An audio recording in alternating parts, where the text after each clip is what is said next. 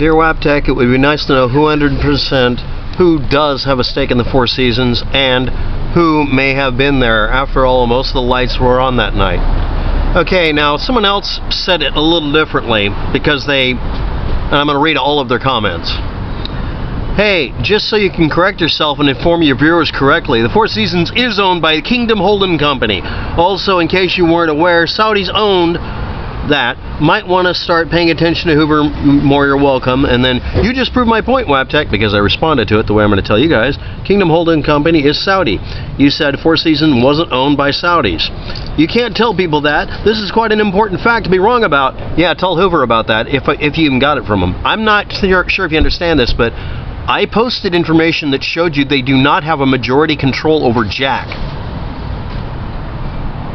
People listen and respect your info. Please get it right. Well, you didn't respect it because you didn't read any dang bit of it. 2007, the Four Seasons became a privately held company. Isadore Sharp owned 5% of his original control over it. Bill Gates owns 45%, and the Kingdom Holding Company of Saudi Arabia owns 45%. That works out to just under 100%. There's a fourth party, or maybe a group of other investors that are silent on the subject. Now, Four Seasons is 5 out of 43 floors of the Mandalay Bay, or 11.6% of the whole building. So, doing the 45% boogie, Kingdom Holding Company, Saudi Arabia people, if you want to say they're going to have some sort of manipulative control over the building, would gain 5.22% of the Mandalay Bay at maximum by this logic. That is not they own the Four Seasons section of it. Saudi Arabia as a government, the military of Saudi Arabia, and all that shit show doesn't run it. Yes, a prince does have ownership in it. How many hundreds and hundreds of royalty do you have in Saudi Arabia? Do you understand how royalty works? People will claim to be somebody's brother's uncle to be part of the royalty population, and they will get treated well.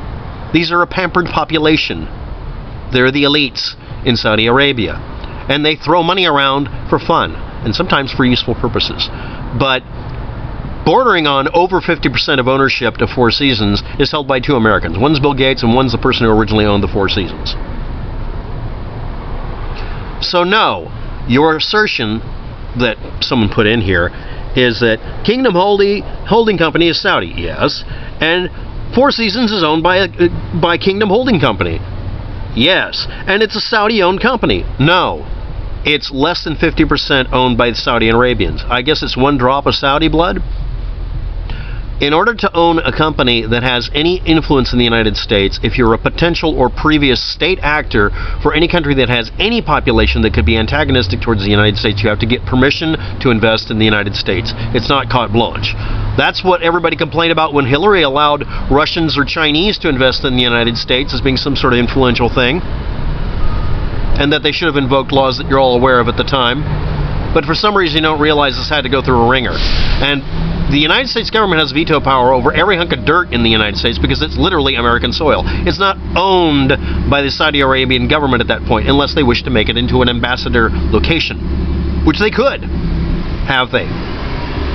That would be noted someplace, wouldn't it? So someone's assertion I should listen to Hoover when Hoover didn't explain any of this shit to you and tell you that they have less than 50% power over the company, on purpose most likely, for that reason, says that Hoover is misinforming you or leaving crap out when it's inconvenient facts. Or not.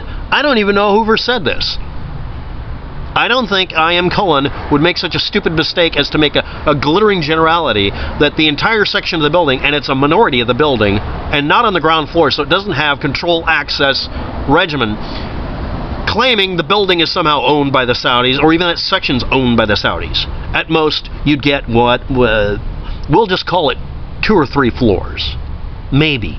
No, it isn't. Unless you have 100% control, you don't have all control. You don't have control. What else did they own before that you can go pick your nose about? They probably still own part of or a majority of Lyft. Past U.S. investments included 21st Century Fox, Fox News, Amazon, Twitter, Apple, Citigroup, Coca-Cola Company, Compaq, eBay, Ford, Hewlett-Packard, McDonald's, Motorola Mobility, PepsiCo, Princeton, Priceline on... Ooh, Priceline, what a major... Oh, bad. Procter & Gamble. Oh no, the Illuminati symbol on the shampoo bottle. Samba, a Saudi American bank, that's apparently has to have a U.S. government subsidized or controlled location, because if they were running a bank in the United States, it'd have to be government controlled. But I don't even know about that. Part of Marvel Comics, all of these are percentages above a certain percentage. Most of it is like listed at 5% or something.